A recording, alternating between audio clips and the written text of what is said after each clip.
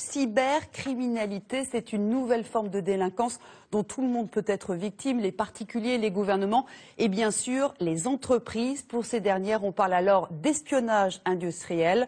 L'enjeu financier est énorme. Alors les grands groupes font appel de plus en plus à des cabinets spécialisés pour renforcer la protection de leur réseau informatique et surtout pour repérer les failles. Mathieu Deslinger, Sybille Bromberg. Paris, La Défense.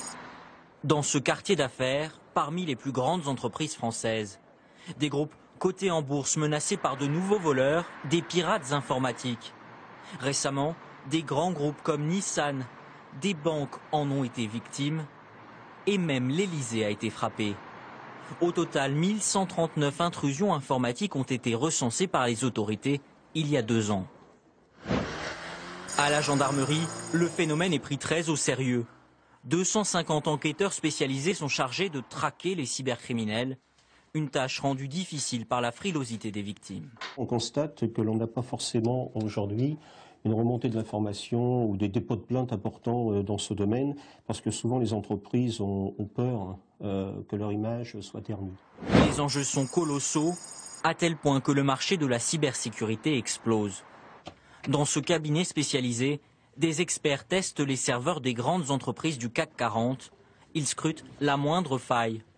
Pour des raisons de confidentialité, nous ne pourrons voir qu'une simulation d'un test réalisé récemment sur le site d'une grande banque. En quelques secondes, le résultat est édifiant.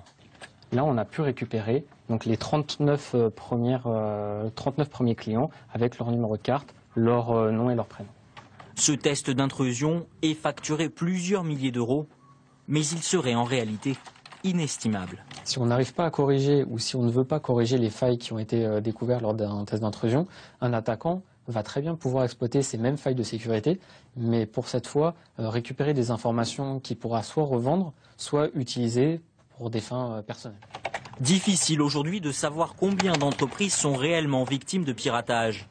Selon les autorités, seuls 10% d'entre elles osent porter plainte.